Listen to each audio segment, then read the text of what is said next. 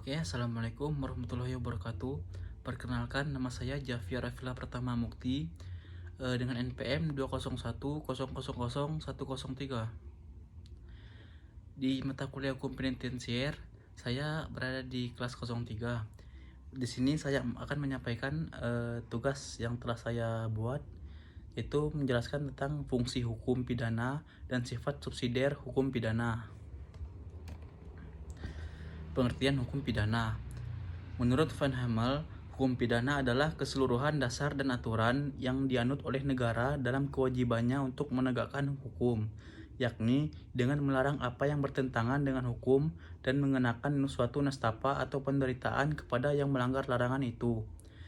Menurut Dr. Abdullah Mabruk An-Najjar, dalam Diktat Pengantar Ilmu Hukum, mengetengahkan definisi hukum pidana sebagai kumpulan kaidah-kaidah hukum yang menentukan perbuatan-perbuatan pidana yang dilarang oleh undang-undang, hukuman-hukuman bagi yang melakukannya, prosedur yang harus dilalui oleh terdakwa dan pengadilannya, serta hukuman yang ditetapkan atas terdakwa.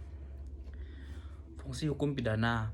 Secara umum, hukum pidana berfungsi untuk mengatur kehidupan masyarakat agar dapat tercipta dan terpeliharanya ketertiban umum.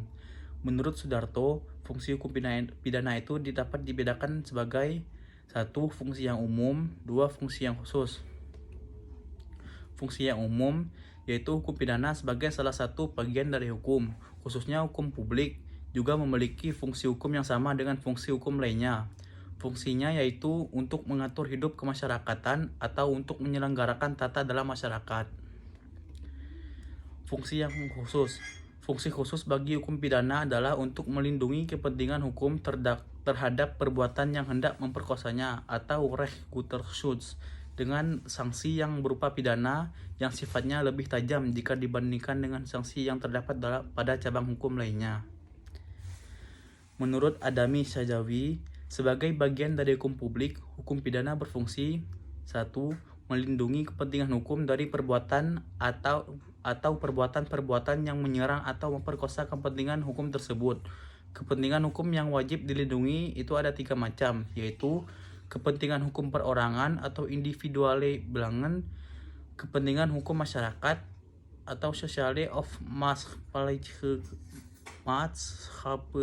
belangen, dan kepentingan hukum negara atau staatsbelangen. 2. Memberi dasar legitimasi bagi negara dalam rangka negara menjalankan fungsi perlindungan atas berbagai kepentingan hukum dalam mempertahankan kepentingan hukum yang dilindungi, dilakukan oleh negara dengan tindakan-tindakan yang sangat tidak menyenangkan, tindakan yang justru melanggar kepentingan hukum pribadi yang mendasar bagi pihak yang bersangkutan, misalnya dengan dilakukan penangkapan, penahanan, pemeriksaan, sampai kepada penjatuhan sanksi pidana kepada pelakunya. Yang ketiga, mengatur dan membatasi kekuasaan negara dalam rangka negara melaksanakan fungsi perlindungan atas kepentingan hukum. Pengertian subsidiar atau subsidiar. Menurut KBBI, subsidiar adalah sebagai pengganti apabila hal pokok tidak terjadi, seperti hukuman kurungan sebagai pengganti hukuman denda apabila terhukum tidak membayarnya.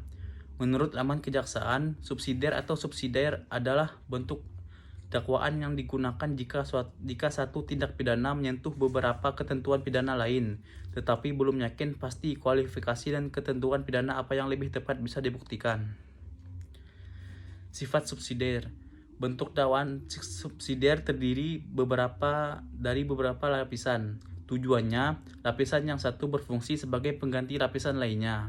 Adapun lapisan disusun secara berurutan, mulai dari tindak pidana yang diancam hukuman terberat sampai tindak pidana yang diancam hukuman paling ringan. Pembuktian dalam dakwaan ini juga harus dilakukan secara berurutan, dari lapisan paling atas.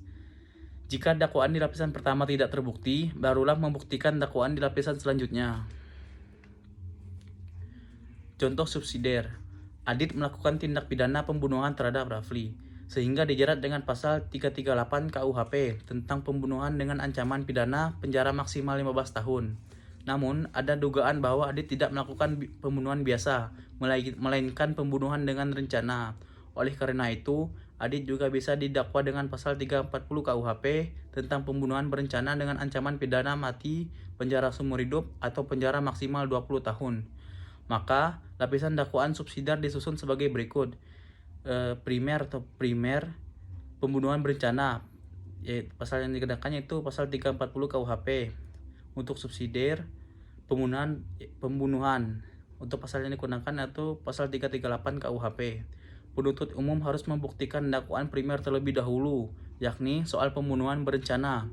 Jika ternyata tindak pidana pembunuhan berencana tidak memenuhi unsur atau tidak terbukti, maka dilanjutkan dengan pembuktian terhadap dakwaan subsidiar. Saat lapisan dakwaan tidak terbukti, harus dinyatakan secara tegas dan dituntut agar terdakwa dibebaskan dari dakwaan tersebut.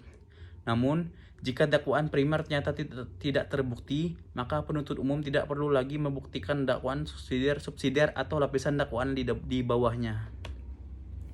Subsidiar dalam putusan hakim bisa diartikan sebagai hukuman lain atau pengganti yang diberikan jika hukuman pertama tidak dipenuhi oleh terpidana.